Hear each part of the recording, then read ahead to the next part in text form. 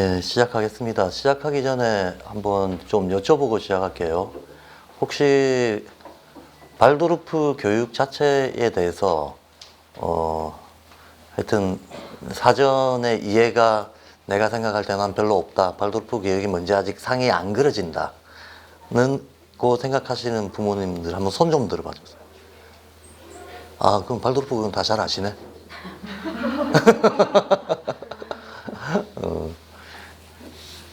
발도르프 교육이 바깥에서 보기보다 안으로 쑥 들어와서 보면 또 따라서 부모나 교사가 이해하고 있어야 될 것들도 많습니다. 발도르프 교육은 그냥 뭐 A, B, C, D, E, F, G 많은 교육 철학들이 있죠. 그런 많은 교육 철학들 중에 하나로 일단 비춰집니다. 그런데 사실 발도르프 교육이 가지고 있는 의미라든가 그 발도르프 교육이 바탕으로 삼고 있는 철학의 성격이라든가 이런 것들은 여러 개 중에 한 개였은 부분적인 의미를 띠고 있는 이론이나 뭐 철학 그런 게 아니고 하나의 세계관, 새로운 세계관을 배경으로 깔고 있어요. 새로운 세계관을 하나 배경으로 깔고 있고 그 세계관을 보통 인지학이라고 얘기합니다. 그래서 뭐 세계관이라고 하면 말 그대로 세계를 바라보는 관점이죠. 그래서 천동설이 나타나고 나서 천동설이 있었을 때 지동설이 나타나고 나서 사람들은 더 이상 세상을 그 이전에 보던 방식으로 볼 수 없게 돼버리죠. 지동설이 등장하고 나면 인간들에게 세계의 의미가 다 바뀌어 버린다는 거예요. 세계의 의미가 다 바뀌게 되면 삶의 방식도 바꿔야 되겠다고 생각하게 되고 행동 양식도 바꿔야 되겠다고 생각하게 되고 문명의 변화가 일어나는 거죠. 마찬가지로 발도르프도 그런 의미에서 커다란 하나의 우리가 주변에서 흔히 상식 내지는 습관적으로 통념적으로 많이 보고 듣고 배우는 어떤 이런 통념들에 비해서 볼 때 세계를 보는 하나의 새로운 관점을 제시하고 있는 것다라고 말씀을 드리고 싶습니다. 그러다 보니까 이제 발도르프 교육에 적용되어 있는 이 관점이 세계관 같은 성격을 띠고 있다 보니까 그것이 하나의 세계관이라면 모든 곳에 적용돼야 되는 거거든요. 그래서 발도르프의 바탕을 이루는 인지학은 모든 학문에 다 적용이 되고 모든 일상생활의 실용적인 분야에도 다 적용이 됩니다. 예술 분야에서도 이제 발도르프 고유의 예술 영역들이 지난 100년간 많이 발달을 해왔고요. 발도르프 자체는 뭐 아시다시피 독일에서 100여 년 전에 시작된 교육운동이죠. 루돌프 슈타이너라는 사람이 작고한 시기가 1925년도였으니까 지금 딱 한 100년 정도 돼가고 있습니다. 지난 이제 인지학을 창시했던 슈타이너가 죽고 나서 1세기 동안 예술, 건축, 의료, 농사, 교육, 사회운동 뭐 더 이상 나열하는 건 별 의미가 없고 전 분야에서 이 새로운 관점에 바탕한 운동들이 광범위하고 깊이 이제 일어났다는 말씀을 먼저 드리고요. 발도르프 교육은 이제 교육 영역에서 그런 인지학적 관점을 적용한 거죠. 예. 그래서 발도르프 교육이 별도로 있는 게 아니고 실은 인지학적 관점을 적용한 교육입니다. 그러면 인지학을 알아야 되는 거죠. 이 인지학이라고 하는 게 사람 인식 얘기를 하는 게 아니라 영어로는 안스로포스피라고 하고요. 한자로 쓸 때는 사람 인자 쓰고 지혜 지자 씁니다. 그러니까 인간에 대한 지혜라는 뜻입니다. 한마디로 새로운 인간관이라는 거죠. 인간이 뭐냐? 도대체 인간이 어떤 존재적인 특성을 가지고 있고 어떤 구체적인 심신의 구조가 어떻게 생겨먹은 존재인 거고 이거 어디서 왔느냐라고 하는 인간 존재 그 자체에 대한 어떤 새로운 관점을 제시하는 거를 바탕으로 깔고 있습니다. 인지학이. 인간에 대한 이해가 달라지면 다 달라지죠. 다 달라지게 됩니다. 인간이 어떤 존재니까 인간은 어떤 특징을 가지고 있으니까 어떻게 성장 발달을 하게 되고 그 발달 과정에서 어떤 자극과 도움이 있었을 때 내면에 있는 자기 타고난 잠재 능력들을 이렇게 다 발휘할 수 있게 되는가. 결국 이제 이런 고민들을 거쳐서 교육 철학이라고 하는 게 만들어지는 거겠죠. 예. 그래서 발도르프 교육은 이제 겉보기의 특징은 굉장히 특징적인 게 몇 가지 뚜렷하게 나타나기 때문에 조금 심플하고 편안해 보입니다. 우선 발도르프 교육이 제일 많이 알려지기로는 주기 발달론 같은 게 있죠. 들어보셨죠? 7년 주기 발달설. 예. 그래서 아이들이 7살, 14살, 21살 인생 전체를 통틀어서 사람이 7년에 한 번씩 큰 심신의 전환점을 맞게 된다. 뭐 이런 논리입니다. 이런 논리가 있고 7년 주기 안에서도 다시 1년, 2년, 3년, 4년 차에 첫 번째 단계 주기, 두 번째 단계 주기에서 각 단계에 세세 년년에 어떤 변화가 있는가 하는 보편적인 변화 흐름들을 먼저 파악을 합니다.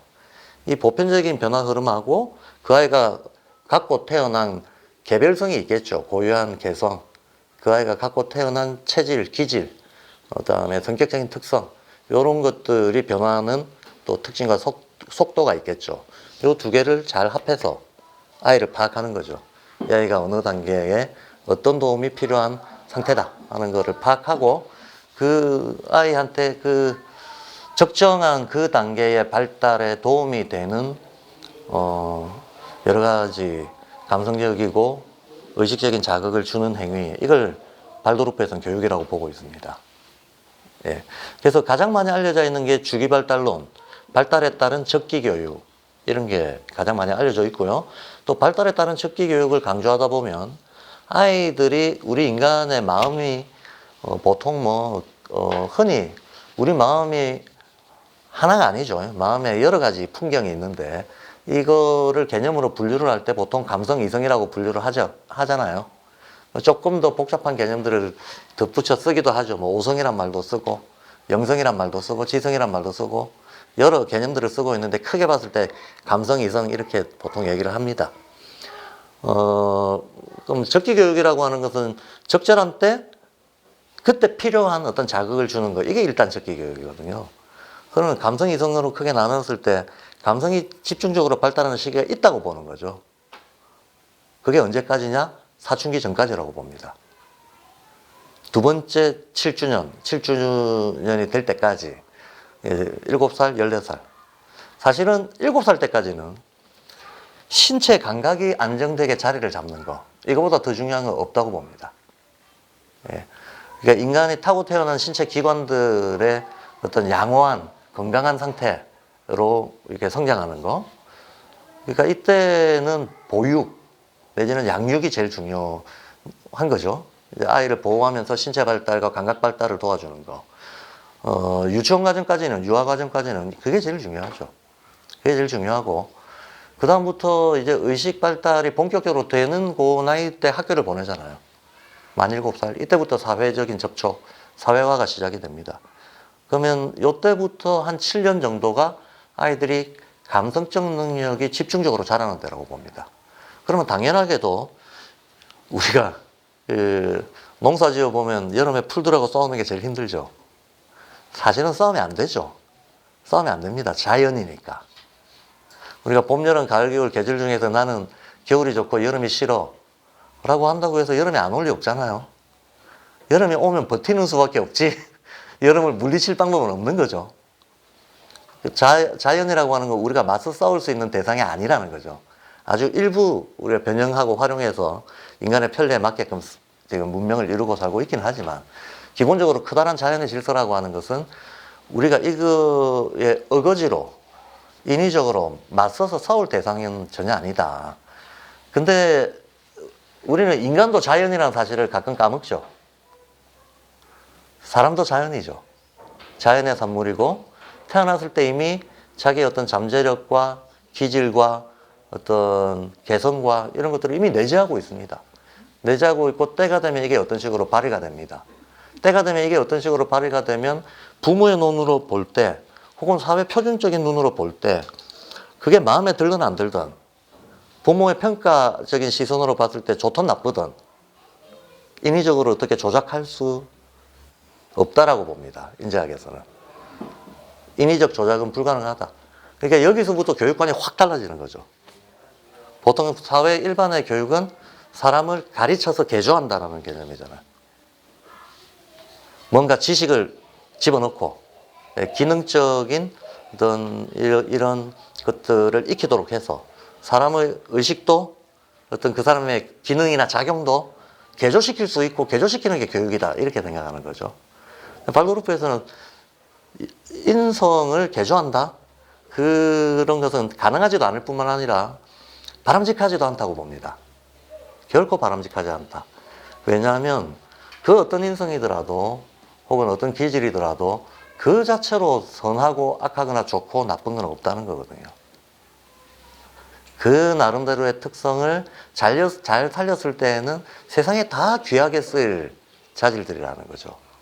그게 어떤 특성을 가지고 있다 하더라도. 오히려 그 특성을 발견해서 잘 키워주는 거, 이게 어른들이 할 일이라고 보는 거죠. 한마디로 그 아이가 타고난 개성, 타고난 고유성, 이거를 잘 발견하고 그걸 자부심을 가지고 편안하게 스스로 그 자기 타고난 바를 일깨우고 발견하고 성장시키고 그럴 수 있도록 잘 도와주는 거. 제가 돕는다는 말을 자꾸 쓰고 있습니다. 우리가 사람을 개조할 수 없기 때문에 우리가 할 수 있는 거는 그냥 자극을 주고 기다려주는 것 뿐입니다. 예, 그때그때 필요한 자극을 주고 기다리는 겁니다. 농사 지을 때 계절을 우리 마음대로 못하죠. 예, 일조량의 조절, 수분의 조절, 인간 마음대로 안 됩니다. 인간은 다만 그 때를 알아서 그때 필요한 어떤 작물에 필요한 자극을 살짝 주고 기다리는 겁니다. 그러면 자연이 키우는 거죠. 예. 마찬가지로 그래서 교사가 아이들을 개조하는 존재가 아니고 교사는 어디까지나 그 아이의 발달, 보편적인 것과 고유한 것을 종합해서 그 아이의 발달 단계를 잘 이해하고 그 단계에 필요한 적절한 자극과 도움을 주는 것, 그게 이제 교육이다라고 본다. 이게 발도르프 교육의 어째 보면 기본 정의입니다. 예. 그런데 어쨌든 오늘 이제 제목이 코로나 시대 놀이 중심 교육과 발도르프 교육 이렇게 지금 잡아놔서 제목에 있는 얘기를 안 할 수가 없네요. 제목을 제가 받으면서 제목 때문에 참 불편하다 이런 생각을 했습니다. 요즘 어디 가나 코로나 얘기 또 안 할 수가 없죠. 그리고 놀이중심교육이라고 하는 거는 어째 보면 너무 당연한 거고 발도르프에서는 뭐 옛날부터 100년 전부터 이렇게 해왔던 건데 놀이중심교육이라고 하는 그게 하나의 사회적인 개념으로 이슈로 떠오른 건 최근에 떠오른 것 같아요. 최근에 떠오른 것 같습니다. 어차피 발도르프에서는 뭐 애초에 이렇게 해왔던 거니까 요거를 발도르프에서 어떤 식으로 놀이중심 교육을 이렇게 실제적으로 구현을 하고 있는지에 대해서 강강론하고 연결해서 좀 소개를 해드리도록 하겠습니다. 예. 그렇고 제가 아까 이제 이 인지학이라고 하는 거는 새로운 세계관입니다라고 얘기를 했는데 코로나 얘기하면서 이 얘기를 조금 하고 들어가죠. 예. 좀 하고 들어가고 제 강의는 몇 분에 마치면 됩니까? 질문 받는 것까지 다 합해서 7시? 질문까지 그때 끝나는 걸로요. 그러면 강의는 7시 10분까지 해야겠네요. 예.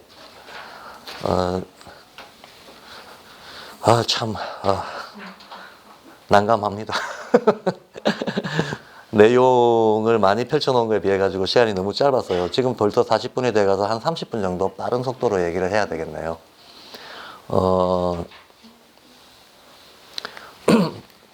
시작하기 전에 이 말씀을 먼저 드리고 시작하고 싶어요.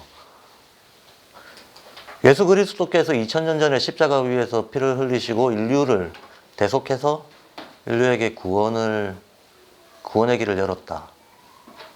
기독교인이건 아니건 우리가 이 사실을 특별히 종교에 대해서 대단한 반감을 갖고 있는 사람이 아닌 다음에는 받아들입니다. 수용합니다. 그죠? 수용합니다. 그리고 부처님이 영기적인 지혜를 가르쳤고 사성제 8정도 같은 훌륭한 가르침을 통해서 인간이 도덕적이 될 수 있는 길을 열었다. 지혜로워질 수 있는 길을 열었다. 이거 우리 받아들입니다. 받아들이고 소크라테스, 공자 뭐 이런 성인이라고 부르는 사람들이 있죠. 성인이라고 부르는 사람들이 어쨌든 인류에게 삶이란 이런 것이다. 자연은 이런 것이고 인간이란 존재는 자연에서 이런 특별한 의미를 가지고 있고 세상을 경영하는데 천지와 더불어 인간의 어떤 역할이 있다 라고 사람들이 수천 년 전부터 얘기를 해놨습니다. 근데 사실 따지고 보면 우리 시대 특징 중에 하나가 다 그런 것은 아니겠고, 정말 진심으로 마음 깊이 들여다보면 또 그렇지 않은 면들도 인간은 누구나 다 가지고 있기 마련이지만, 우리 시대의 이 깊은 특징 중에 하나가 이런 성인들의 말씀에 대한 아주 깊은 냉소가 있지 않나요? 그건 공자님 말씀이고 라고 얘기했을 때는 현실적으로 무의미하다는 식으로 얘기하는 거잖아요. 그건 책에나 있는 소리지 현실에는 없는 거다라는 식으로 반응을 한다는 거예요. 예. 사실 예수님이 워낙 사람들한테 이렇게 살아라 저렇게 살아라고 했을 때 힘든 얘기를 많이 해서 단 하나도 지키기 사실 살면서는 어렵다. 정말로 지켜보려고 그러면 단 한 개도 지키기가 어렵구나 하는 거를 많이 느끼죠.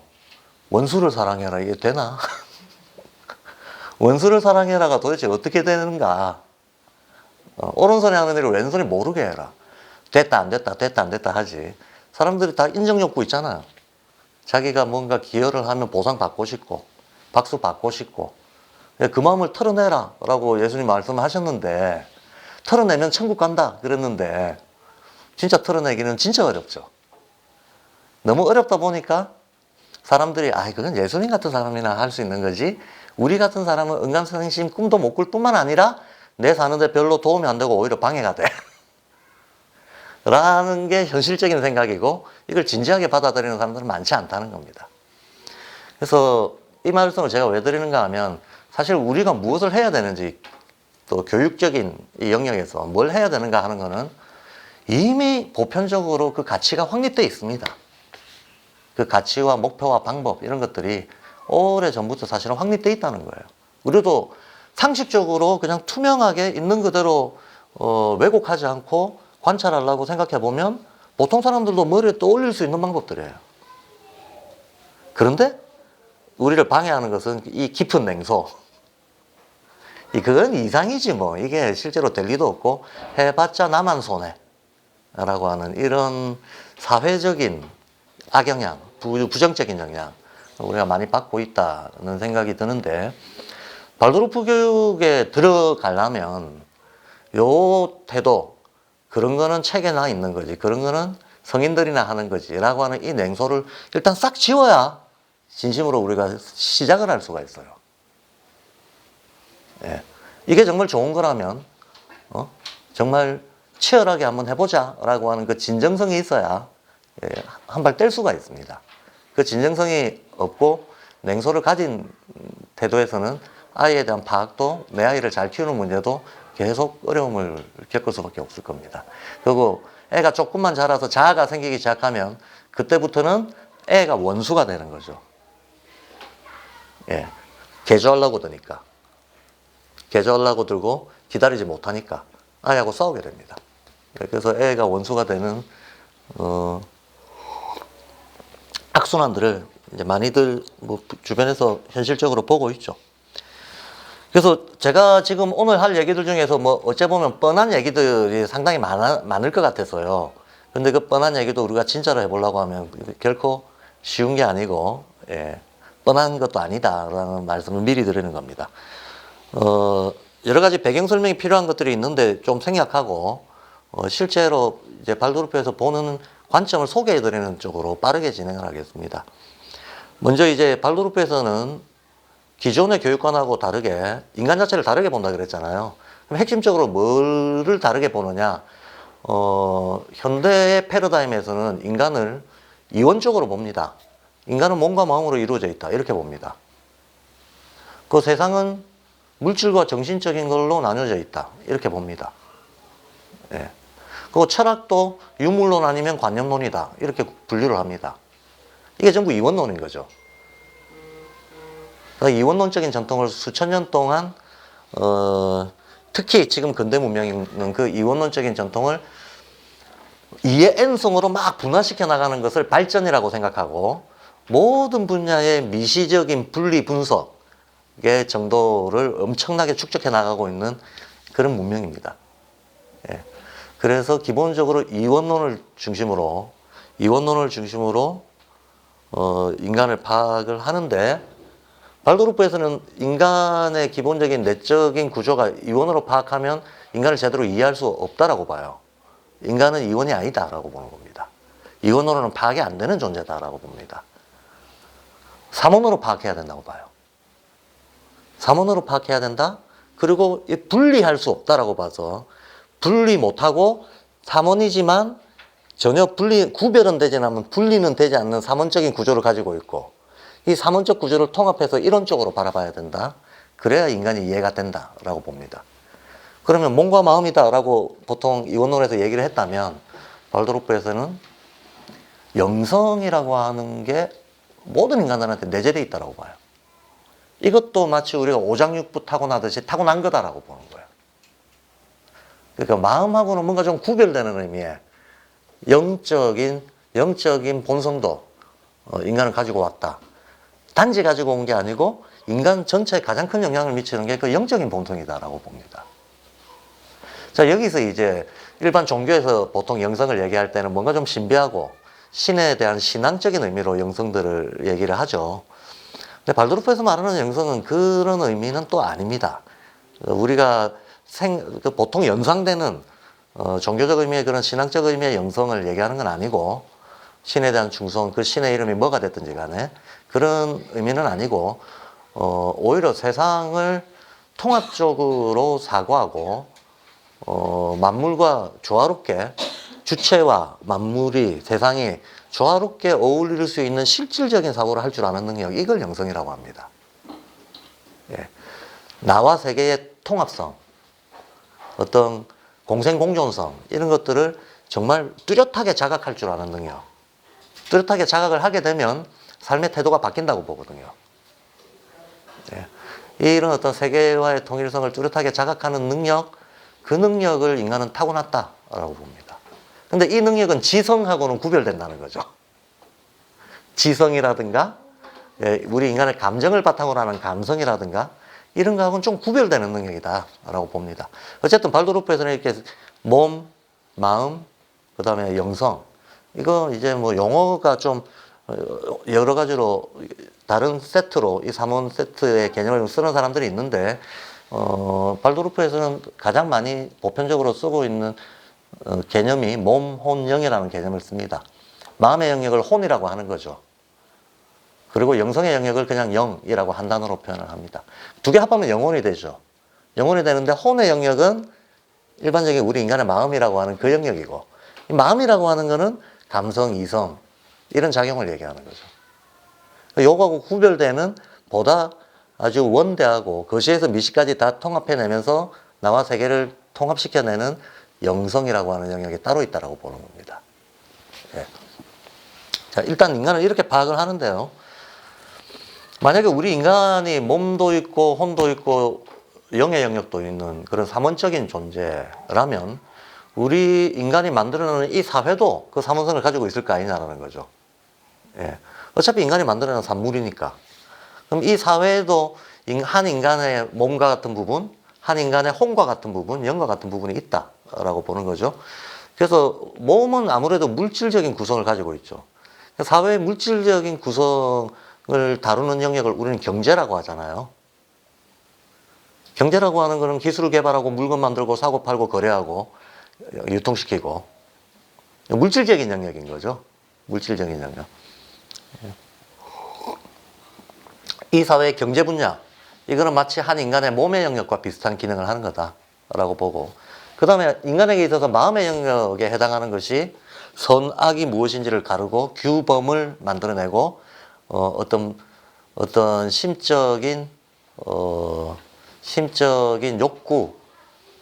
욕구를 충족시키고, 또 어떤 보상을 주고받고, 이런 게 마음의 영역에 하는 일이잖아요. 마음의 영역에 하는 일이고, 이 마음의 영역을 사회적 관계로 확장시켰을 때 결국은 사회라고 하는 건 대규모의 인간 집단들이 어울려 살아야 되기 때문에, 여기에는 불가피하게 어떤 가치, 규칙, 이런 게 들어가야 되는 거죠. 제도, 법률, 이런 게 들어가야 되는 거죠. 그러면 이런 가치와 규범과 법률을 다루는 영역, 가치와 규범과 법률을 다루는 영역, 그 영역을 우리는 정치라고 하는 거죠. 예. 통치 내지는 정치의 영역에서 그 시대에 어떻게 살아야 되는지 가치, 규범, 법률 이런 것들을 정립해 나갑니다. 정립해 나가는 방식이 정근대하고 근대는 다른 것 뿐이죠. 예. 어쨌든 인간에게 있어서 마음의 영역이라고 할 수 있는 그 부분이 사회적으로 표현됐을 때는 정치 영역으로 비유할 수가 있다. 그러면 마지막으로 하나가 남습니다. 우리가 보통 사회를 사문적으로 파악을 할 때 정치, 경제, 문화 이렇게 얘기하거든요. 정치, 경제, 문화. 그러면 경제가 몸이고 정치가 혼이라면 하나 남았죠. 문화가 이 사회의 영적인 부분의 표현이다라고 보는 거예요. 문화가 영적이다. 문화가 영적이다. 만약에 한 인간의 삶을 어떤 자기가 알든 모르든 내재되어 있는 영성이 이끌어 나가는 것이 맞다 그러면 사회는 그 사회의 문화가 이끌어 나가는 게 맞겠네요. 그런데 문화라고 하는 거는 잘 생각해 보면 그냥 집단 의식이거든요. 사람들의 의식의 흐름이 이렇게 저렇게 추상화되고 뭉쳐서 문화를 이루게 된다는 겁니다. 그러니까 결국 정신적인 어떤 뭐 그 시대 정신이라고 말할 수 있는 이런 게 한 그 사회에 있어서 영적인 부분이다라고 보는 겁니다. 영적인 부분이라고 보는데 한 개인의 삶을 영성이 이끌어 나가는 거라면 그 시대도 문화가 이끌어 나가는 거다. 인자에게서는 이렇게 봅니다. 그러면 이 문화를 재생산하는 핵심 영역이 교육이다가 되죠. 그러니까 교육은 어쩌면 그 시대에서 가장 중요한 활동이다라고 보는 겁니다. 문화를 재생산하고 재생하고 확장하고 풍성하게 해나가는 활동이 바로 교육에서 이루어지는 거다. 또 인간의 의식이 어쨌든 교육 과정을 통해 가지고 이렇게 저렇게 영향을 받게 되니까. 자, 근데 이 사회 사문 구조가 있다고 했을 때 이 사문 구조들이 제대로 건강하게 돌아가기 위해서는 반드시 지켜야 되는 가치들이 있다고 봅니다.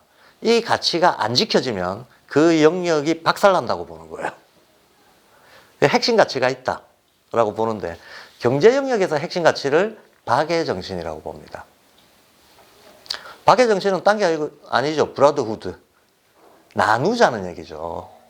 나누자는 얘기입니다. 같이 살자. 공생의식을 얘기하는 겁니다. 예. 왜냐하면 이렇게 보면 됩니다.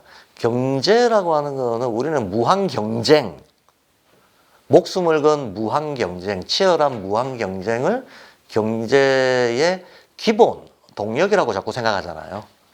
인간은 이기적으로 타고났고 이기적 경쟁에서 더 먹으려고 하는 거 어쩔 수가 없고 그거를 자유시장하고 연결시켜서 사람의 어떤 동기부여 시스템으로 만들어가지고 어떤 규칙 아래에서 열심히 경쟁해서 빈부격차가 생기든 말든 어떻든 무한경쟁이 일종의 발전의 동력이니까 이걸 옹호하는 거를 핵심이라고 생각하잖아요. 일반적으로는 그렇단 말이죠. 근데 그 결과는 우리가 보고 있죠. 현실을 통해서 보고 있습니다. 자본주의 시작하자마자 여기저기서 빈부격차가 초래하는 사회적 부작용 때문에 인류가 그동안 애를 많이 먹었잖아요. 그래서 이걸 어떻게 해소해보자라고 20세기 내내 냉전을 비롯해서 수많은 전쟁들을 치렀고 수많은 이념들이 생겨나고 사라지고 했습니다. 그래서 여러 가지 복지 정책들도 결국은 경쟁의 부작용을 완화시켜 보려고 나왔던 거고 사회주의 공산주의라고 하는 이념들도 그 때문에 나왔던 거고 지금은 뭐 기본소득 논의들이 많이 되고 있죠. 기본소득 논의들이 많이 되고 있는데 이런 것도 실제로는 가만 내버려뒀을 때 어떤 사회적 나눔이 없었을 때 이 빈부격차, 폭주기관차처럼 벌어지는 빈부격차가 사회 자체를 무너뜨리는 데까지 간다라고 하는 걸 인류가 경험한 거거든요. 그래서 어떠한 방식으로든지 경쟁이 초래하는 무한대의 격차, 이 무한대의 격차는 무한대는 불가능하고 어느 정도로 격차가 벌어지면 그 사회는 알아서 망한다. 유지가 안 된다. 그거를 인류는 경험해 왔다는 겁니다. 그래서 경제 영역에서 반드시 지켜져야 될 핵심 가치는 어떻게 나눔을 사회적으로 조화로운 나눔을 실현할 것인가의 문제. 이 정신이 없으면 경제는 망한다. 이런 논리입니다. 그럼 정치 영역에서 핵심 가치는 평등이라고 보는 거예요. 근데 이때 평등은 우리가 조심해야 됩니다. 기계적 평등을 말하는 게 전혀 아닙니다. 우리가 보통 평등하면 너도 하나 나도 하나 이런 걸 자꾸 떠올리게 되죠. 예, 사과 10개 가지고 10명이 한 개씩 나눠 먹는 거. 이걸 떠올리게 되는데 정치 영역에서 평등이라고 하는 거는 어떤 특정한 권리의 평등을 얘기하는 거지 물질적 평등이라고 하는 건 애초에 불가능하죠. 사람이 생긴 꼴이 다르고 능력이 다르고 하는 일이 다르고 예, 다른데 거기에서 기계적인 평등, 형식적인 평등이 이루어질 리가 없고 바람직하지도 않은 거죠. 정치 영역에서 평등이라고 했을 땐 권리의 평등을 얘기하는 건데 현실적으로는 우리는 수없이 많은 불평등과 함께 살아갑니다. 태어날 때부터 생기는 불평등이 있죠. 누구는 건강하게 태어나고 누구는 장애를 안고 태어나고 누구는 타고난 지능이 높은데 누구는 낮고 누구는 태어나 보니까 벌써 미인이고 예, 누구는 태어나 보니까 벌써 숏다리더라. 키도 크는 게 정해져 있더라. 제가 키가 작잖아요. 근데 작고 싶어서 작아진 건 아니거든요. 태어날 때 정해진 거지. 근데 누가 이런 거 원하는 사람은 없을 거 아닙니까? 이런 현실적인 불평등을 우리는 어떤 불균형들을 다 안고 살아갑니다. 안고 살아가는데 괜찮아요. 이런 것들, 이 많은 불평등에도 불구하고 핵심적인 어느 한 부분의 평등이 보장이 된다 그러면 인간은 그 불평등을 이겨내고 살아갈 수 있다라는 겁니다. 그 하나의 핵심적인 평등, 그걸 얘기하는 거지. 모든 것의 평등을 얘기하는 것은 아니다. 그럼 그 하나의 핵심적인 평등이 무엇인가라고 했을 때 과거 정근대 사회에서는 그 하나의 핵심적인 평등, 서구에서라면 신합해서의 평등 아니었겠습니까? 예, 카스트 사회에서 태어나던 어떤 신분제 사회에서 태어나서 어떤 억한 심정을 쌓으면서 살았던 어떤 차별 대우를 받고 어떤 억울함을 인생에서 겪었던 예? 죽고 나서 신합해 가면 심판받을 때 예, 부나 권력으로 심판받는 게 아니고 그의 삶이 얼마나 가치로웠는가에 따라서 신이 공평하게 심판해 주신다 라고 하는 믿음이 없었다면 사람들은 현실적 불평등을 못 견딘다는 거죠. 그래서 종교가 그 사회를 유지하게 해주는 기능을 했던 거죠. 그런데 오늘날 근대사회는 종교를 공식적인 장에서 어쨌든 일단 퇴출시켰습니다. 그럼 과거의 신의 역할을 대신하는 게 오늘날에는 법인 거죠. 법 앞에서의 평등인 거죠. 예, 그래서 우리나라 제일 큰 재벌 이재용이도 침뱉으면 5만 원, 박규현도 침뱉으면 5만 원. 아무리 재벌이더라도 법 앞에서 자기의 특권을 주장할 수 없다. 그래서 이 특권, 법 앞에서의 권리의 평등이라고 하는 게 핵심이고, 그러면 이제 법을 만들 때 민주주의적으로 국회의원들 뽑아서 시민들의 의사를 반영해서, 국민들의 의사를 반영해서 만드니까 절차적인 공정성이 있으니까 이 법을 우리가 다 같이 따를 수 있음. 이 법 앞에서 평등이라고 하는 핵심적인 평등이 없다 그러면 난무하는 현실적 불평등을 우리가 이겨낼 재주가 없다는 겁니다. 자, 그래서 정치에서는 평등이라고 하는 가치가 핵심이다 라고 슈타이너는 봅니다. 근데 제일 중요한 문화 영역에서 핵심 가치가 자유라고 보는 거예요. 자유평등 박에는 유명한 근대 3대 이념 아닙니까? 근데 슈타이너는 지금 제가 설명드린 대로 이렇게 해석을 하고 있는 겁니다. 자유평등 박애에 대해서. 평등은 경제 영역의 핵심 가치, 평등은 정치 영역의 핵심 가치, 박애는 경제 영역의 핵심 가치다. 마찬가지로 자유가 문화 영역, 의식 영역의 핵심 가치다 라고 얘기합니다. 그러면 발도르프 교육의 목적이 뭐냐면 보통 자유로운 인간이 되도록 돕는다 이렇게 얘기합니다. 근데 조심해야 될 게 이때 자유는 정치적, 경제적 자유가 아니라는 거죠. 정치적 의미의 자유를 말하는 것도 아니고 그거는 참정권이 있나 없나 이런 겁니다. 예, 어떤 시민으로서의 어떤 법적 권리가 있나 없나 이런 겁니다. 근데 그걸 발도르프에서는 핵심 자유라고 보지 않습니다. 물론 정치적 구속, 정치적 어떤 불평등의 문제들도 이슈가 될 수 있겠죠. 사회 개선해야 되는 지점들이 얼마든지 그때그때 나올 수 있겠죠. 근데 그쪽에서도 자유의 문제가 거론이 되겠지만 적어도 발도르프 교육에서 얘기할 때 자유로운 인간이라고 할 때 그 자유는 정치적 자유를 말하는 게 아니다라는 거. 그 다음 경제적 자유를 말하는 것도 당연히 아니죠. 경제적 자유는 간단합니다. 돈 많으면 되잖아요. 돈 많아서 자기 욕구를 자기 마음대로 임의로 충족시킬 수 있는 경제력이 있으면 우리는 경제 자유라고 생각하잖아요. 그걸. 예. 근데 그 문제를 다루는 것도 아니라는 거예요. 정신적으로, 의식적으로 자유로운 걸 다루겠다. 의식적으로 자유로운 존재로 성장할 수 있도록 뒷받침하겠다라고 하는 게 이제 발드루프 교육의 목적입니다. 그러면 도대체 의식적으로 자유롭다고 하는 게 뭐냐? 정신의 자유라고 하는 게 뭘 의미하느냐? 뭘 의미하느냐라고 했을 때 여기서부터 이제 뻔한 얘기 나옵니다. 정신이 자유롭다는 것은 어떤 모방과 권위에도 의지하지 않고 스스로 독립주체적으로 자기 삶을 개척해 나갈 수 있는 삶을 바라보는 태도가 됐을 때 그걸 자유로운 인간이라고 한다. 너무 뻔한 얘기잖아요. 뻔해 보입니다. 근데 자세히 들여다보면 정말 어렵습니다. 안 뻔합니다. 어떤 모방과 권위에 대한 의존심으로부터 벗어난다고 하는 것 자체가 대단히 어렵습니다. 굉장히 어려운 일입니다. 박사학위 10개 받은 사람들도 모방과 권위에서 한 발자국도 못 벗어난 사람들 얼마든지 있거든요. 예. 평생 동안 공부해서 학위 딴 거 다 모아봤자 자기에게 하나도 없고 남이 뭐라 했다 카드라만 데이터만 열심히 모아서 그걸 가지고 밥벌이하고 사는 사람들도 많이 있습니다. 그리고 자기가 프로이트 학파면 프로이드를 숭배하고 자기가 융학파면 융을 숭배하고 뜯어먹으면서 평생을 살아가는 사람들도 많이 있다는 거예요. 이 경우는 사회적인 어떤 위상이 얼마나 높건 낮건 간에 실질적으로 어딘가에 의존한 채로 평생을 살아가는 거예요.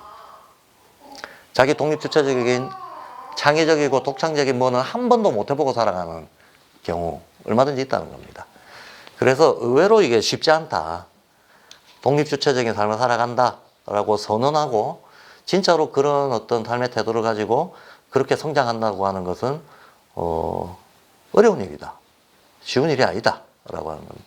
근데 누군가가 만약에 맞아 아주 뚜렷한 자의식을 가지고 근데 이 자의식이 누군가하고 비교 경쟁하는 폐쇄적인 에고가 아니고 아까 말씀드린 것처럼 세계와 어떤 유기론적인 통합성을 조화롭게 인식하면서 자유평등 박애 이런 것도 몸에 구현이 돼 있으면서 그러면서도 아주 독립적이고 주체적인 삶을 당당하게 살아가는 사람이 있다 그러면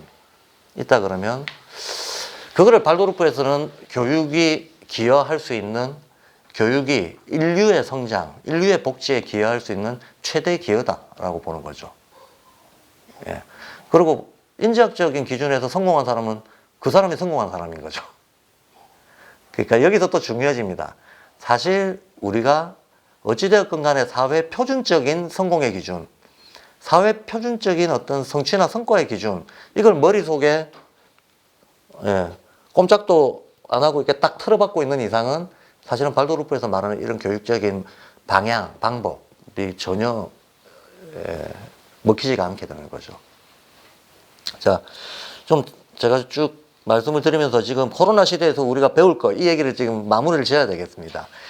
코로나가 왜 왔나라고 하는 거는 여러 가지 분야에서 뭐 여러 가지 얘기를 할 수가 있겠죠. 근데 비유적으로 전 지구적인 몸 혼영이 있다라고 우리가 본다면 그게 바로 이제 경제, 정치, 문화 이런 거라고 본다면 적어도 경제적인 영역에서 우리가 기술 문명, 물질주의 이런 것들이 극도로 발달한 시대에 살고 있다는 건 분명하죠. 이것이 극도로 발달하면서 우리는 분리할 수 없는 것들을 수없이 너무나 미시적이고 세분화시켜서 쪼개놓고 그 사이에 벽을 치고 살고 있다는 것도 분명합니다. 분명합니다. 이런 끊임없는 세분화, 끊임없는 어떤 기술적으로 보더라도 뭐 나노 테크놀로지니 무슨 그 힉스 입자니 하면서 끝없이 미립자의 세계로 파고들어서 신소재를 만들어내고 신기술을 만들어내고 있잖아요. AI 이런 게 나오는 이유도 인간의 신경세포 뇌과학이 발달하면서 저기 옛날에는 상상도 못했던 미시세계의 기전들을 읽어내면서 이걸 우리는 문명의 발달이라고 얘기하면서 살아가고 있습니다. 근데 기술 영역이나 물질적인 영역, 경제 영역만 그런 게 아니고 정치 영역에서도 우리는 보편 가치라고 하는 것으로부터 계속 멀어지고 있습니다. 당장에 눈에 띄는 것만 보더라도 미국이 세계의 어떤 그래도 어깨에 힘주면서 형님 노릇하면서 무슨 자유 세계의 우방 이러면서 뭐 제국 비슷한 개념으로 운영하던 시대가 있었죠. 20세기까지만 해도. 근데 지금은 다 각자 도생을 당연한 거로 생각하고 있죠. 다들 각자 도생을 당연한 거로 생각하고 있고, 정치적인 어떤 권리의식 같은 것들도 너무나 미시적으로 세분화되어 나가고 있는 시대입니다. 동의하실지는 모르겠지만 질 들레즈라고 하는 유명한 프랑스의 철학자가 현대의 정신적인 특징을 그냥 한마디로 이렇게 얘기해 버립니다. 분열과 편집의 시대다. 사람들이 대체로 분열증, 과거 같으면 분열증이라고 병적 진단을 받았을 법한 정신 상태를 대부분 상식적으로 다 가지고 있는 시대가 됐다.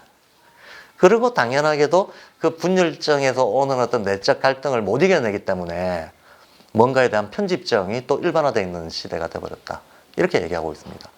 만약에 진짜로 그렇다 그러면 우리는 시대 전체가, 이 몸 혼령 전체가 너무나 끝없는 어떤 분화, 분리 이런 걸 시달리고 있는 시대를 살고 있다고 볼 수 있습니다. 우리는 지금 코로나를 사실은 이해 못하고 있죠. 왜 왔는지 이해 못하고 있습니다. 근데 이런저런 추정들은 많이 하고 있습니다만 왜 이렇게 바이러스가 인간을 공격하게 되는지, 그럼 이게 이대로 끝날 것인가? 이 얘기는 이 자체로도 긴 얘기가 되기 때문에 그냥 더 이상 길게는 안 가져가고요. 아마도 많은 분들이 예상하고 계시겠지만 당분간 이름만 바꾼 새로운 역병들이 계속 인류를 위협할 것이다. 왜? 실은 우리가 문명을 어떻게 운영해 왔는가에 대한 하나의 반작용으로 오는 거니까. 이게 사람들이 무슨 일이 생기면 어리석은 사람들은 남 탓하잖아요. 근데 좀 제대로 된 사람들은 내가 뭘 잘못했나를 돌아보게 되죠. 마찬가지로 인류의 이런 팬데믹이 벌어졌다는 것은 여기에 인간이 아무 기여를 안 하고 팬데믹이 벌어졌을 리 없죠. 이게 구조적으로 반복적으로 온다는 것은 분명히 문명의 성격에 구조적 결함이 있다는 얘기지. 그 구조적 결함이 뭔가에 대해서 많은 학자들이 지금 많은 얘기들을 해나가고 있습니다. 근데 어쨌든 큰 거를 좀 짚어보자면 우리가 자연과 인간을 마치 별개의 것으로 대하고 수없이 많은 분리주의적, 차별주의 이런 것들을 당연한 것으로 대하고 학벌차별 당연하고 지역차별 당연하고 인종차별 당연하고 성차별 당연하고 얼마나 많은 차별들이 있습니까? 근데 그걸 한편으로는 그래서는 안 된다라고는 하지만 그래서 안 된다라고 말하는 진정성은 1밖에 안 된다면 세상은 뭐 그런 거지라는 냉소의 힘은 10 정도 되는 이런 상태로 오지 않았느냐. 그럼 어쨌든 인간의 정신이 전반적으로 이런 부작용들을 극복하려면 기본 방향은 사실은 정해져 있죠. 세계를 조화롭고 통합적으로 인식할 것, 세계를 이론적으로 인식할 것, 자연과 인간도 분리할 수 없고,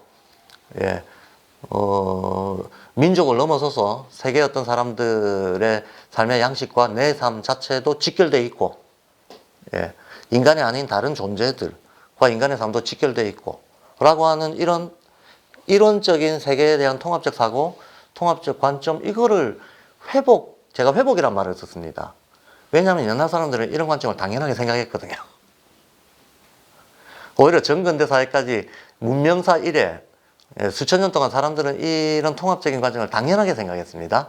그런데 어느 날 근대사회에 들어와가지고 우리는 분리가 당연하다라고 하는 생각 쪽으로 지난 수백 년 동안, 수세기 동안 시대정신이 그렇게 굴러왔습니다. 이렇게 시대정신이 분리분석을 강조함으로 인해서 인류가 얻은 발전과 도움도 분명히 있죠. 르네상스 이후부터 한 4, 5세기 정도 잡았을 때 인류 문명이 기술적으로 발전하고 그 편의와 어떤 덕을 본 바도 분명히 없지 않습니다. 없지 않지만 무한대 경제성장 그런 건 처음부터 불가능하죠.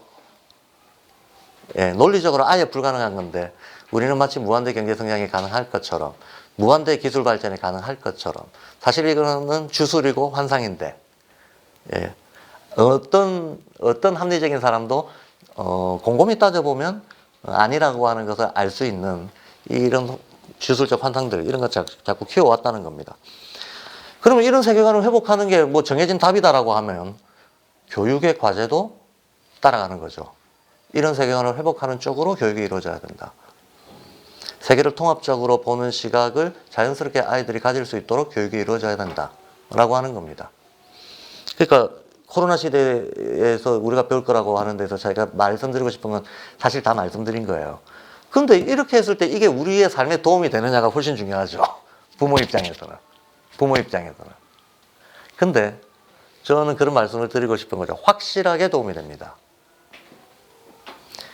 어른들이 애의 앞날을 망치는 가장 확실한 방법이 자기 경험에 기초해서 감나라 배나라 하는 겁니다. 옛날에 노인들이 공경받았던 이유, 농경사회에서 노인들이 공경받았던 이유는 여러 가지가 있겠지만 사회의 변화가 더뎠기 때문에 노인의 경험에 축적된 경험이라고 하는 것이 공동체 전체 삶에 대단히 중요한 역할을 했잖아요. 그러니 노인은 아무 어떤 육체적인 힘이 없다 하더라도 그 공동체의 지혜를 이렇게 공유해주고 알려주는 중요한 위상을 가지고 있었습니다. 근데 현대사회의 발전과 변화의 속도는 정근대 사회 비교할 수 없죠. 비교할 수 없죠. 옛날에는 100년이 가도 1000년이 가도 삶의 양식이 비슷했단 말이에요. 삼국시대 삶의 양식이나 조선시대 삶의 양식이나 크게 안 달랐다는 거예요. 예. 뭐 정권이 바뀌고 문화적인 변화가 좀 있었다 하더라도 사람들의 평균적인 일반적인 삶의 양식 크게 변한 게 없다. 근데 근대사회의 이유는 어떠냐 하는 겁니다. 100년 전의 삶과 지금의 삶은 너무나 다르고 가치의 기준도 다르고 우리가 고려해야 될 사항들도 너무 다 달라져 버렸습니다. 직업의 어떤 그 분포도 다 달라졌고요. 사람들의 생활 양식도 너무나 많이 달라졌어요. 100년이 뭔가요? 30년 전하고 지금하고 비교하면 어떻습니까? 30년 전하고 지금하고 비교하면. 저만 해도 50대인데요. 제가 상상도 못했던 일들이 지금은 너무 뭐 일반적인 것처럼 돼버렸어요. 제가 먹는 샘물 처음 나왔을 때 쇼크 먹었어요. 물을 팔다니. 물은 아무 데서나 공짜로 먹을 수 있는 게 물이라고 생각하고 있었던 세대인데 물을 팔다니 이거 뭔가 이상한 세상이다 라는 생각도 들었고, 뭐 지금 우리가 너무나 이제 자연스럽게 재산 목록 1호 대부분 자기 핸드폰 아닌가요? 이게 신분증도 대신하고 이게 은행 기능도 대신하고 이 안에 모든 정보 다 들어가 있고 네트워크 다 들어가 있고 일도 이걸로 보고 핸드폰에서 손 떼기 어렵잖아요. 이런 시절에 올 거라고 1990년대 상상했겠습니까? 한 세대 전에 1990년대 상상 못했을 겁니다. 제가 지나온 1990년대 그런 상상 할 수 없었습니다. 그런 세상에 왔습니다. AI가 이 세도를 이길 거라고 누가 상상했겠어요? 바둑만큼은 인간을 못 따라올 거다라고 생각했지. 컴퓨터가 아무리 발달해도 바둑만큼은 안 될 거다. 인류가 만든 제일 복잡하고 심지어는 영적인 게임인데 이걸 바둑이 어떻게 따라오냐, 컴퓨터가 어떻게 따라오냐 하고 방심을 했습니다만 이세돌이 우연히 한 판 이겼죠. 그게 아마 앞으로 향후 있을 모든 역사에서 인류의 유일한 1승일 거예요. 이제 인공지능을 이길 가능성이 없다는 건 확실해졌습니다. 과거에 상상도 못했던 게 상식이 돼버린다. 이런 정도로 변화해 나가는데, 근데 문제는 변화의 속도입니다. 이 변화의 속도가 어느 정도냐? 옛날에는 세기 단위였다면, 그 다음엔 세대 단위였다면, 지금은 10년 전 얘기만 해도 꼰대 소리 들어요. 안 먹힙니다. 실제로 모든 환경이 달라져 있습니다. 10년 정도 되면 확 바뀝니다.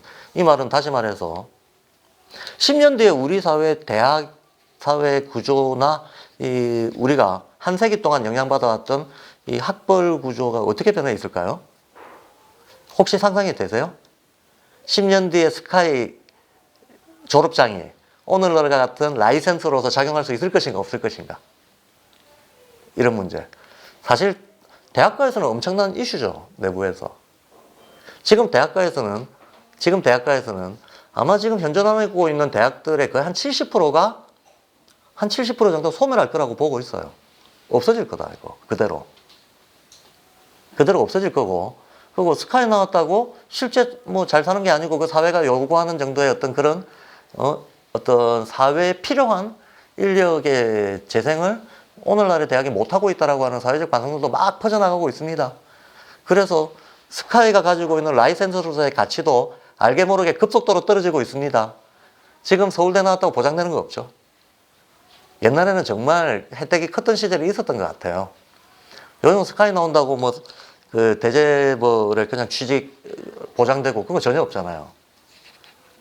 또 치열한 경쟁을 거쳐야 됩니다. 근데 저희 때는 저도 조금 좋은 대학 나왔거든요. 근데 저희 때는 그 기업에서 뭐 이렇게 입사 원서 같은 거 이렇게 학교 그 학과로 오지 않습니까? 막 그 입시철 아니 저기 취업 처리되면 기업에 원서 내 달라고 이제 좋은 학교 좋은 과로는 원서가 많이 오죠. 원서가 오면 가끔 봉투가 필요할 때 가서 원서 받아서 원서는 휴지통에 버리고 봉투만 썼습니다. 무슨 말이냐면 그 정도로 대기업에 취직하는 건 아무것도 아니다라고 생각하던 시절이 있었다는 거예요. 어느 정도 이렇게 공부를 한 그 층에서는 기업에 취직하는 거는 나중에 이것저것 하다 안 되면 마지막에 할 수 없이 하는 거지. 기업에 취직하는 게 무슨 크게 어려운 일이다라고 생각했던 문화는 아니라는 거죠. 혹시 80년대가 생각나신다면 고등학교만 졸업해도 얼마든지 기술만 있으면 잘 먹고 잘 살 수 있다라고 하는 사회적인 낙관이 팽배해 있었던 시절이에요. 지금 그런 거 찾아볼 수 없게 됐죠. 그리 오래전도 아닙니다. 그리 오래전도 아닙니다. 자, 이런 식으로 빨리 바뀝니다. 빨리 바뀌는데 우리는 어른이 될수록 생각이 경직되죠.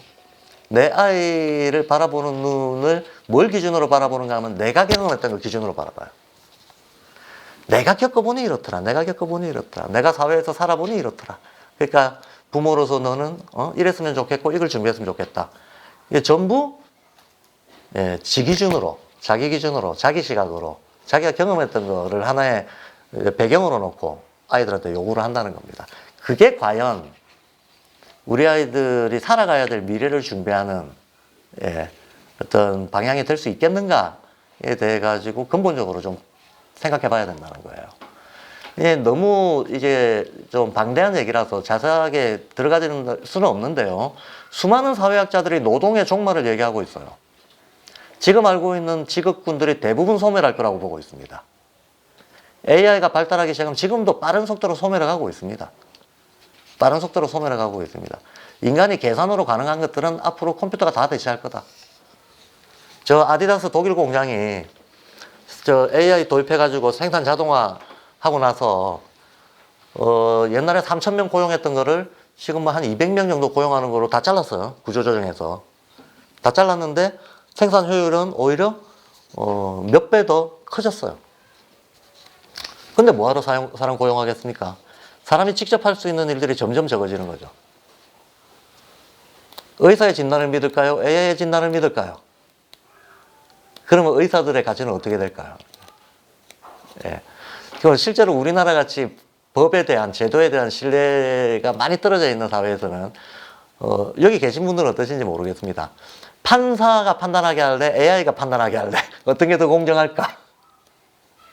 그럼 제 주변에 많은 사람들은 차라리 AI가 법에 있는 대로 판단하는 게 훨씬 낫겠다 라고들 얘기하는데 그게 불가능한가? 가능해요. 소송의 90%는 AI가 판단해도 돼요. 예, 사람이 가치 판단을 개입해가지고 해야 될 것들이 그렇게 많지 않습니다. 제가 뭐 몇 가지 사례로만 말씀을 드렸는데 구조가 바뀝니다.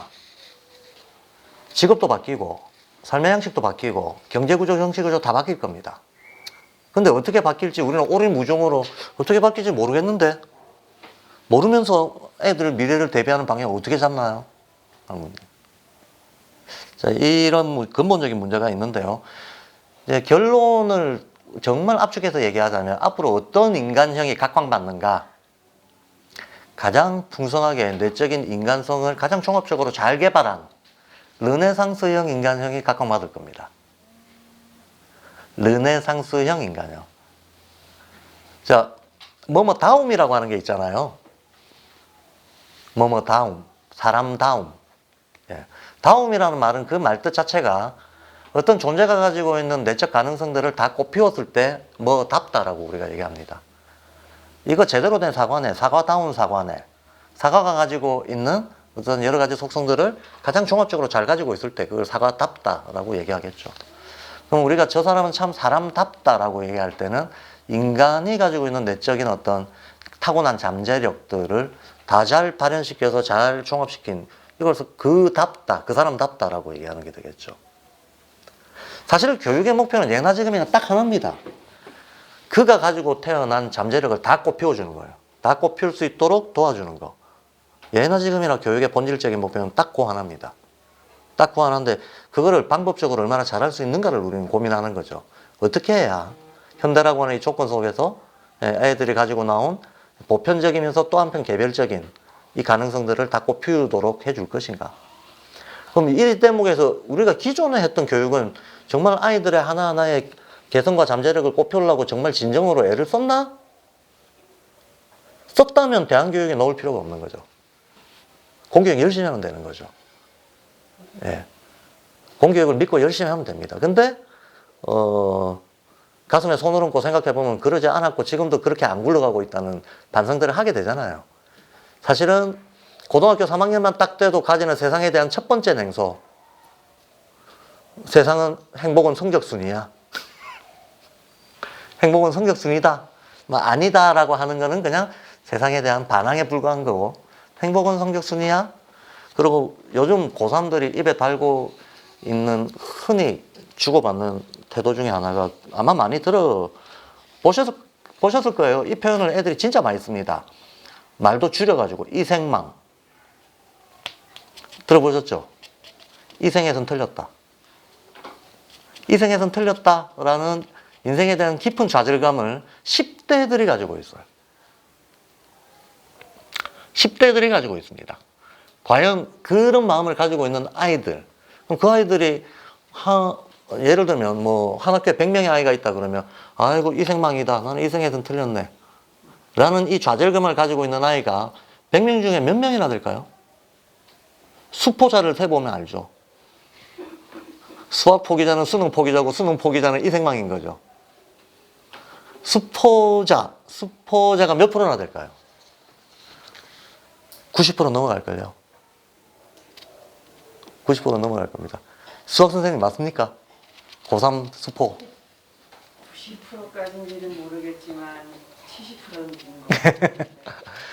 우리가 대부분의 아이들을 10대에 이미 인생에 대한 냉소와 좌절을 깊이 새기게 했다면 사회적으로 우리가 정말 우리 다음 세대를 제대로 교육한 게 맞냐 하는 거예요. 그 아이들에게 무슨 자신감이 있고 무슨 독립주체성에 대한 어떤 나는 당당하게 내 인생을 개척하고 살 거야 라고 하는 그런 용기와 자신감이 그 상태에서 어떻게 나오겠습니까? 근데 그 아이가 내 아이가 90%에 들어갈 확률은 몇 프로일까요? 내 아이가 90%에 들어갈 확률은 90%죠.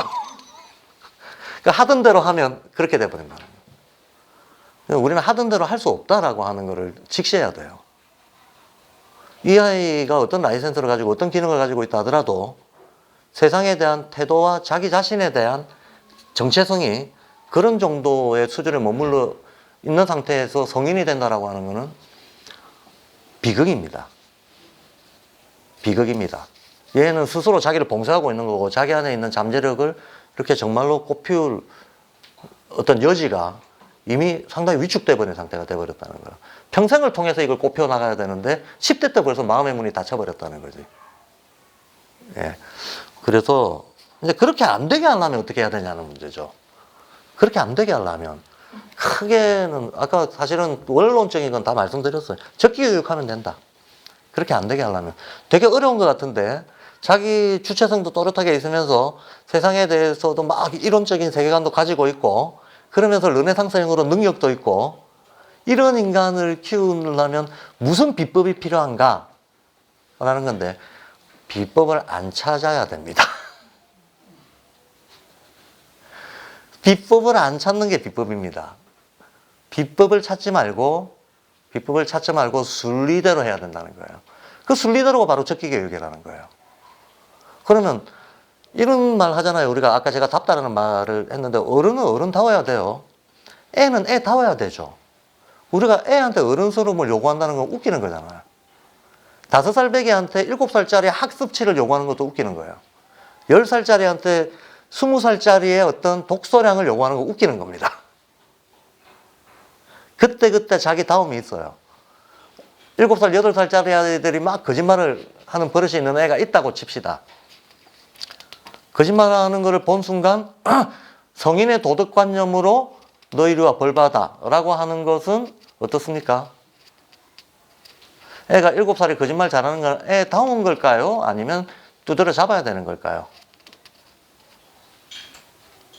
아이들은 상상의 세계에 살거든요. 그 나이 때. 그 나이 때 상상의 세계에 삽니다. 네, 상상적인 관념 속에서 세계가 돌아갑니다. 그 나이 때 아이들은 크건 작건 상상과 함께 너무나 일상적으로 자기도 모르게 거짓말 잘 해요. 만약에 우리가 사회의 어떤 성인의 기준으로 규범적인 잣대로 너 거짓말하면 벌 받아야 돼? 라는 규칙을 정해놓고 애를 푸시하기 시작하면 애가 거짓말 안 할 수는 있겠죠. 근데 상상할 줄 아는 힘도 죽어버릴 겁니다. 그렇죠. 그게 연결되어 있으니까. 상상할 줄 아는 힘도 죽어버릴 겁니다. 말 잘 듣는 아이를 만들어 놓으면 말 잘 듣겠죠. 학습지도 잘 풀고. 그런데 능동성은 죽어버리겠지. 능동성이 죽은 상태에서는 주체성이라는 게 넣을 수가 없어요. 근데 주체적으로 자기 스스로 자율적으로 결정했다라고 하는 이 경험이 쌓이지 않고는 소위 정신적 의미의 자유라고 하는 것을 맛볼 수가 없습니다. 전혀 맛볼 수 없습니다. 그럼 우리는 학습 기계로 아이들을 키워놓고 다 키워놓고 보니까 자유하고는 평생 멀어지는 캐릭터로 만약에 키워놨다라고 한다면 그 교육은 실패한 교육이다. 그 교육은 실패한 교육이라고 보는 거고요. 그러면 이제 놀이 중심이라고 하는 거, 이건 별다른 게 아니고 애들 가만 내버려놔 보세요.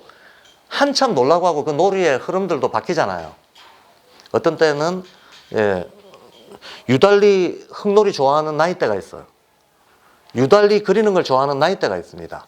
그리고 드디어 복잡한 악기 연주에 도전하려고 하는 나이대가 있어요. 이게 우리의 늦다 빠르다라고 하는 거하고 상관없이 만약에 정말 욕심을 버리고 아주 투명하게 관찰을 하면 마치 자연의 어떤 하나의 식물이 1년살이 순환을 하듯이 이게 어떤 흐름을 타고 변화가 내 아이한테도 일어나고 있다는 걸 모든 부모들이 볼 수 있어요. 볼 수 있어요. 놀이의 어떤 그 성격들이 자연스럽게 변화돼 나갑니다. 그걸 살려주는 게 적기교육이죠. 그걸 살려주는 게. 그러면 보편적인 속도가 있을 거고 저마다의 속도가 있을 거 아닙니까? 성장하는 데 있어서 어떤 애들은 그럴 수 있습니다. 8살짜리야. 그런데 어떤 영역에서는 10살짜리의 재능을 보여. 근데 또 다른 영역에서는 8살이 아니고 한 5살 같아. 이런 불균형이 있을 수 있습니다. 불균형이 있을 수 있는데 바로 이런 순간 이 불균형, 내 애가 이쪽이 불균형한데 라고 했을 때 그 순간 우리가 손쉽게 동원하게 되는 게 사회적인 표준을 찾은 다음 이 표준에다가 억지로 이 불균형을 끄집어 당겨서 맞추려고 하는 애를 쓰게 되는데 이런 게 다 이게 이제 조기 교육의 형태로 보통 나타나거나 조기 교육의 형태로도 많이 나타나게 되죠. 이거 안 하는 게 비법이라는 거예요. 근데 모든 종류의 조기 교육은 그 아이의 자연스러운 성장 과정을 방해하는 거기 때문에 그 방해 과정 자체가 그 아이의 잠재력을 죽이는 과정이 된다는 거. 이게 되게 사실 정말 알고 보면 그 정도가 얼마나 심한가를 저는 교육 현장에 있는 사람이기 때문에 절실하게 느껴요. 절실하게 느낍니다. 애들이 어떤 상처를 받았을 때 어떤 위축이 일어나고 그랬을 때 그 연쇄작용이 어떻게 되고 그랬을 때 세상을 보는 눈뿐만 아니고 자기를 바라보는 눈, 친구들을 바라보는 눈, 내가 지금 공부하고 있는 이 내용에 대한 태도까지도 다 연동돼서 영향을 받게 돼 있어요.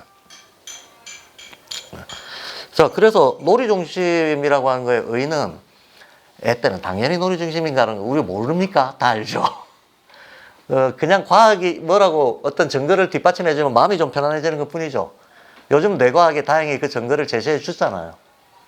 인간의 뇌세포가 성장하는 것은 뇌세포라고 퉁틀어서 말하지만 구체적으로는 시냅스 다발들 1000억 개가 넘는 시냅스 다발들이 이리저리 조합이 돼가지고 인간의 의식을 일으킨다라고 뇌과학자들은 얘기를 하는데 이 시냅스 다발의 성장은 12살에서 3살에서 멈춘다 그래요.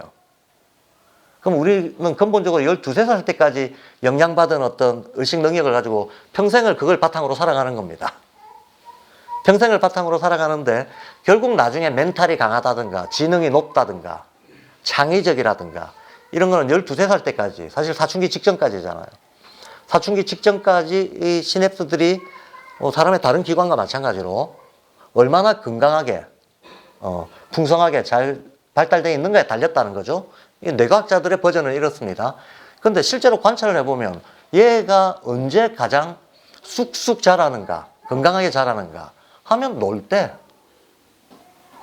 학습할 때가 아니고 놀 때 자란다는 거예요. 근데 혼자 놀 때가 아니고 같이 놀 때.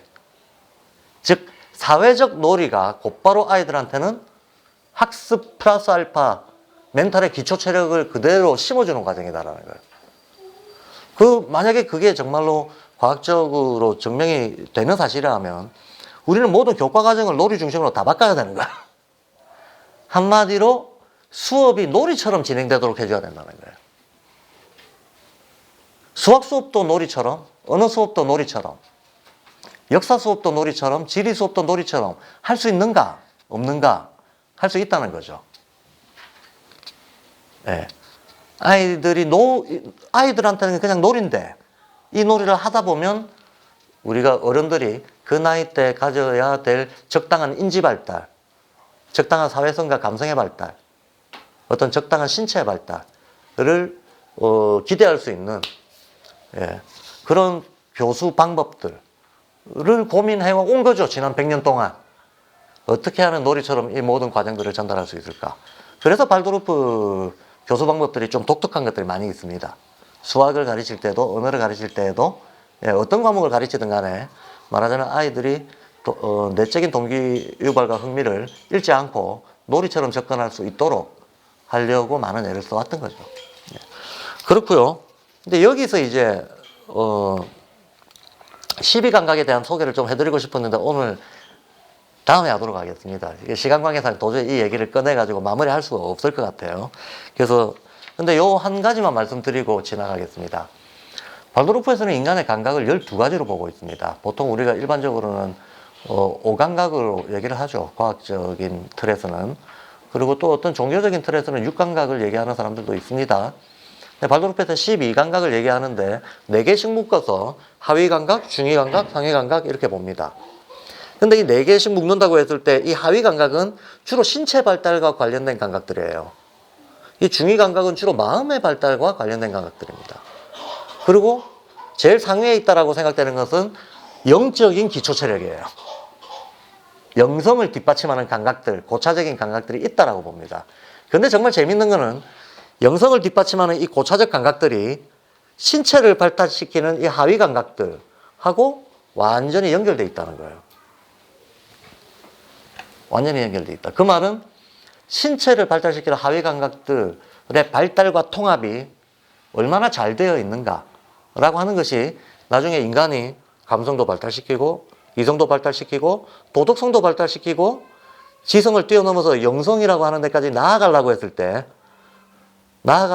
때 기초 체력으로 작용할 어떤 능력이 하위 감각의 통합, 하위 감각의 발달과 통합 이 과정에 연결이 되어 있다는 겁니다. 그러면 어렸을 때일수록 교육의 중요성이 더 커지는 거죠.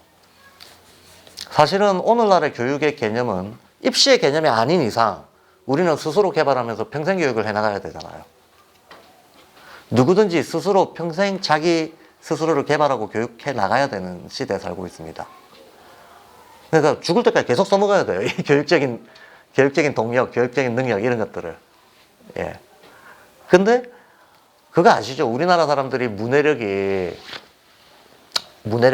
문장에 대한 어떤 종합적인 이해 능력 이런 게 문맹률이 우리가 낮죠. 전 세계적으로 뭐 어떤 애 들죠. 근데 의외로 단순 정보 말고 맥락이 있는 구조적인 문장에 대한 이해력이 세계 꼴찌 수준이거든요. OECD에서는. 근데 더 재밌는 건 뭐냐면 이 문해력 발달 곡선이 입시 끝났을 때 꼭지점을 찍고 계속 떨어진다는 거예요. 근데 정상적인 교육을 받은 서구 사회에서는 오히려 40대, 50대가 될수록 이게 올라가요. 이게 무슨 말이냐? 우리는 모든 공부를 입시로 수렴해가지고 그거 끝나고 나서 자기 개발과 자기 교육이 안 되고 있다는 얘기죠. 근데 그런 식으로는 앞으로 우리 아이들은 못 살아간다는 거예요. 그런 태도를 가지고 살아갈 수 있는 시대가 아니라는 거예요. 앞으로 다가올 시대의 변화들은. 자, 그래 보면 우리는 스스로 끊임없이 즐겁게 자기 개발해 나갈 수 있는 이걸 키워줘야 되는데 이걸 키워줄 수 있으려면 영적인 기초 체력이라고 말할 수 있는 걸 키워줘야 됩니다. 근데 이게 의외로 사춘기 이전에 신체와 감성의 발달에 직결돼 있다는 겁니다. 직결돼 있다는 겁니다. 결론적으로는요, 발도르프 교육은 길게 보면 고3 나이가 만약에 1학년부터 해서 그냥 숫자를 1학년, 2학년, 10학년, 9학년 뭐 이렇게 쭉 매기면 12학년이죠. 12년제죠. 이 전체 12년제 중에서 90, 11, 12 90, 11, 12 고3으로 거꾸로 역순으로 거슬러 가면 중학교 3학년 나이 때 중학교 3학년, 고등학교 1, 2, 3학년 계산적이고 논리적이고 강력한 학습이 필요한 거는 이때 집중시키면 된다라고 봐요. 이때 집중시키면 된다. 근데 이때 집중력 있게 어떤 논리적이고 이성적인 이런 것들이 지치지 않고 해나갈 수 있으려면 그 전에 감성과 어떤 감성적인 충족과 발달이 충분히 돼 있어야 된다고 보는 겁니다. 그래서 발도르프 교육은 겉보기에는 한 7학년, 8학년 정도까지는 다른 어떤 교육들에 비해서 대단히 천천히 어떤 성과라든가 사회적 표준 성과라든가 이런 기준으로 봤을 때는 대단히 느리게 천천히 가는 것처럼 보입니다. 그리고 집중적으로 감성교육의 이 모든 교과목들의 방법론이라든가 교과의 성격이라든가 이런 게 감성개발 교육에 집중이 되어 있다는 겁니다. 집중이 되어 있으나 이 집중이 있어야 오히려 나중에 폭발적인 성장이 있다고 보는 거죠. 그리고 이런 상태로 인간이 자기 스스로 성장하는 것을 느끼면서 성장해야 그 동력으로 평생 자기 성장을 스스로 이끌어 나갈 수 있는 독립적인 주체가 될 거다라고 기대를 하고 있는 겁니다. 자, 대략 어떤 발도르프의 전체적인 흐름, 어떤 상, 뭐 이런 걸 좀 전달해 드리려고 한 시간입니다. 세부적인 내용은 오늘 뭐 별 구체적인 얘기들을 많이 한 게 없어서 조금 아쉽기는 합니다. 원래 약속했던 시간에서 조금 오버했습니다만 그래도 한 5분은 질문을 받고 마치겠습니다. 예. 자, 제가 말씀드린 거에서 뭐 워낙 일반적인 얘기라서 공자님 말씀인데 라고 생각하시면 그럴 수도 있겠고. 예. 질문 두 가지가 있는데요. 예. 이 시대가 많이 변화가 과거에 비해서 굉장히 빠르다고 하셨잖아요. 그래서 지금은 10년 뒤도 가늠할 수 없는 상황인데 지금 아까 방금 전에 얘기하신 그 발도르프에서 8, 9, 10학 중학교 3학년부터 2학년까지 그 시대 아이들의 그 발달에 대해서 이제 필요한 적기 교육에 대해서 이성적인 논리적인 교육을 이렇게 집중해 주시면 된다 하셨는데 이 정의가 이게 현대 발도르프에 대한 맞춤형인 건지 아니면 과거에 100년 전에 세워졌던 정의를 그대로 사용하고 있는지 그래서 현대에 맞추어져 있는 거니까 굉장히 궁금하고요. 두 번째는 인간에 대한 세 가지를 이제 말씀을 하는데 그리고 그게 사회에서 어떻게 각 영역에서 나타나는지에 대해서 말씀을 하셨는데 이게 이제 교육적인 부분에 있어서 이제 자유에 대한 부분을 말씀해 주셨거든요. 근데 지금 전체적인 맥락은 인간이 그러니까 전인적인 인간이고 이 사회도 전체적으로 다 서로 영향을 주고 가는데 이제 그 영성에 대한 그 자유에 대한 부분들이 아까 전에 얘기하셨던 부분에서는 이 자유는 이제 여기에 국한된다라고 취지로 제가 들었어요. 지금 기억을 못하면서 들어가지고 맞는지 모르겠는데 약간 국한되는 듯한 느낌으로 들었거든요. 그러면 이게 제 생각에는 어차피 이렇게 가지게 이미 인간의 몸에서 각 영역이 상호로 영향을 주고받으면 예. 사회에 나갔을 때도 반드시 이게 또 영향을 주고받을 수밖에 없는 구조가 되는데 맞습니다. 이게 이해가 또 예. 맞는지가 좀 궁금하고 예. 또 실제로 이렇게 영향을 주고받은 사례는 없는지. 예. 말씀드리겠습니다. 앞에 첫 번째 질문은요. 100년 전하고 지금하고 발도르프에서 원칙은 똑같습니다. 다만 당연하게도 세상이 변화했고 다뤄야 되는 구체적인 데이터와 지식들이 달라지기 때문에 다루는 구체적 어떤 과목의 내용들은 당연히 시대에 따라서 변화가 되어 왔습니다. 그러나 어떤 발달 단계에 따른 접근하는 원칙 이런 것도 다 똑같다는 거예요. 왜냐하면 인간의 발달이 100년 전하고 지금하고 달라진 게 아니거든요. 1000년 전에도 똑같았어요. 1000년 전 인간이나 지금 인간이나 인간 그 자체는 별반 다르지 않다. 발달 과정도 별반 다르지 않다라고 봅니다. 그래서 그거는 보편적이고 시대에 따라서 변화되는 내용들은 구체적인 교과목의 내용들은 변하죠. 예. 그래서 오늘날 발도르프 학교들에서도 사회에서 현대 사회가 일구어 놓은 성과와 과학, 철학 뭐 수많은 분야에 엄청나게 많이 있는데 이걸 기본적으로 다 수렴해야 된다고 보고 있어요. 다만 뭐 다른 사람들하고 표준 경쟁을 하기 위해서 수렴하는 게 아니죠. 예, 어떤 지금의 사회 인류의 성과, 인류의 성취 이런 것들을 뭐 교육이라고 하는 것들이 당연히 세대적으로 이렇게 문화 전승하는 과정이기 때문에 자연스럽게 수용하는 것으로 생각하는 거지. 예. 그 다음에 아까 말씀드렸다면 그건 제가 약간 뭔가 전달이 잘못됐을 것 같습니다. 자유가 정신적 자유만 중요하다 이렇게 얘기한 게 아니고 정신적 자유가 핵심이다. 예. 나머지 자유와 우선성을 따진다면 정신적 자유가 우선성이 있다라는 거지. 근데 만약에 극도로 불균형하다 그러면 한 인간이 몸 운영이 내면에서 극도로 불균형하다면 이게 제대로 된 전인이 될 수 없는 것처럼 뭐 사회적으로도 마찬가지겠죠. 사회적으로도 마찬가지일 텐데 저는 오히려 아까 제가 그냥 개념적으로 르네상스형 인간이 뜨지 않겠습니까? 라고 했는데 그런 정도의 어떤 뭐 자기가 삶에 대해서 가지는 자신감과 태도, 용기 있는 태도와 이론적인 관점과 이런 게 있다 그러면 저는 몸 운영의 그 불균형에서 오는 삶의 고통을 걱정하지 않아도 된다고 확신합니다. 그리고 발도르프에서는 이런 게 중요합니다. 세상이 변합니다. 그럼 우리는 우리 아이가 잘 적응하기를 바랍니다. 그러면 어떤 학과가 뜨고 어떤 학과가 질지 알고 싶어요. 그 다가오는 변화를 구체적으로 알고 싶단 말이지. 그 알고 대비를 시켜주고 싶어요. 근데 이렇게 하는 게 망조예요. 실제로는 어떤 종류의 변화가 오더라도 그거를 감당해낼 수 있는 내적인 태도와 자세와 어떤 이걸 길러주는 게 중요한 거지. 맞춤형 준비를 시키면 시킬수록 마치 이런 거죠. 수능 보는 애들이 유형만 살짝 틀리면 점수가 와르르 무너지거든요. 왜냐하면 유형별 맞춤 준비를 해서 그래요. 근데 정말 본질적인 실력이 있다면 유형이 어떻게 나와도 풀 수 있어야 되는 거죠. 발도르프 하려고 하는 건 유형이 어떻게 나와도 풀 수 있는 그 기초 체력을 길러주려고 하는 거지 유형별 맞춤 준비를 해주려고 하는 건 절대 아니다. 그래서 역설이 발생합니다. 발도르프처럼 아날로그적인 교육을 강조하는 데가 아마 없을 거예요. 발도르프는 지금도 그 초급에서는 아예 애들 핸드폰도 못 가지게 하고 미디어에 접근 못하게 하고 막 이러거든요. 수공, 목공 이런 거 합니다. 농사도 짓고. 예. 아주 아날로그적인 교육을 강조합니다. 근데 지금 실리콘밸리 스타트업에서 가장 두각을 나타내고 있는 그룹들이 발도르프 출신들이에요. 네, 가장 변화에 잘 적응을 하고 있다는 거예요.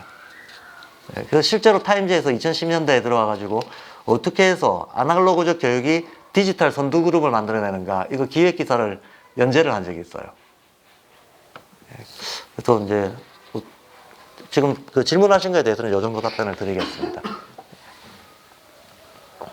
또 혹시 질문 있으신가요? 이게 지금 교육을 현대사회에서 교육을 하면서 약간의 문제점이 좀 발생된다라고 하는 부분이 생기기 때문에 거기에 대한 대안으로 좀 더 나은 교육을 하자고 해서 그 많은 방법 중에 하나인 것 같아요. 예. 근데 지금 현 시점에서는 말씀해 주시는 것들이 너무 공감이 돼서 이해가 되는데 우리가 항상 가정을 할 때 다 안다고 생각하진 않잖아요. 그럼요. 네, 그런 가정을 할 수가 있잖아요. 예. 맞는 예가 될 수 있을지 모르겠지만 역사적으로 과거를 봤을 때 좀 극한적으로 생각을 하면 파시즘이 생겼을 때 그때 당시도 그때 그 안에 살던 사람들은 그게 맞다라고 생각을 했는데 시간이 지나고 나서 역사가 흐르고 나서 그 판단을 하니 맞지 않다라고 예. 확신이 있으십니까? 저요? 네, 그게 문제예요. 저는 이렇게 생각합니다. 많은 철학과 사상들이 명멸하죠. 생겼다 사라졌다 생겼다 사라졌다. 그런데 어떤 철학과 사상들은 1000년도 가고 2000년도 갑니다. 즉 보편성이 있는 것들이 있다는 거죠. 그래서 그 보편적인 중심과 방향이 뚜렷한 것들도 있고 그 위에서 변화되는 것들이 덧붙여졌다 없어졌다 덧붙여졌다 없어졌다 하고 변주를 이루게 되는 거겠죠. 그래서 발도르프에서 제가 아까 세계관이라고 말씀을 드린 게 슈타이너는 특별한 얘기를 한 사람이 아니고 인류의 보편적 가치들을 잘 정리해낸 거다. 어디에 보편성의 중심이 있는가라고 하는 것을 찾으려고 애를 썼던 거다라고 저는 봅니다. 그래서 이게 하나의 생겼다 없어졌다 하는 그런 일종의 문화적 유행이나 이런 것처럼 명멸해 갈 어떤 교육은 아니라고 확신합니다. 예. 그래서 발도르프를 뭐 독일식의 어떤 무슨 뭐 우월성 교육이라고 생각해서도 안 되고요. 예. 이거는 무슨 어느 특정한 지역과 문화, 어떤 특정한 지역과 문화를 기준으로 봐서는 안 되고 실제로는 인류가 자기 개발, 자기 정체성에 대한 이해와 개발을 위해서 에서 온 노력들이 아주 모범적으로 좀 나타난 케이스인 것이지 그 보편적 흐름들하고 떨어져 가지고 볼 수 없다라고 보는 거죠. 그래서 뭐 많은 사람들이 우려하는 바도 있죠. 이거 100년 전 약간 좀 고리타분한 교육 아닌가 이렇게 볼 수도 있고요. 서구 중심적이고 편향적인 교육 아닌가 이렇게 볼 수도 있고 또 종교적인 시각으로 보는 걱정하는 분들도 있고 근데 그거야말로 어째 보면 좀 뭐랄까요? 예, 좀 부분적으로 보고 저는 우려라고 저는 봅니다. 예. 전체적인 상을 잘 우리가 이해를 하고 나면 아 이게 제가 그래서 아까 예수님, 부처님, 공자님 같은 얘기하고 슈타이너가 하고 있는 얘기하고 별반 다르지 않아서 어째 보면 뻔한 얘기일 수도 있습니다라고 말씀을 드렸던 거예요. 예. 그래서 예수, 부처, 공자님은 앞으로도 인류가 문명을 이어나가는 이상 그들의 가르침이 그 가치가 떨어질 일이 없겠죠. 발도르프가 유기이론적으로 세계를 바라본다. 그랬을 때 인간이 최대치로 자기를 개발할 수 있다. 이것도 마찬가지라는 거죠. 예. 자, 그러면 예, 여기까지 하고 예, 다음에 또 뵙도록 하겠습니다. 고맙습니다.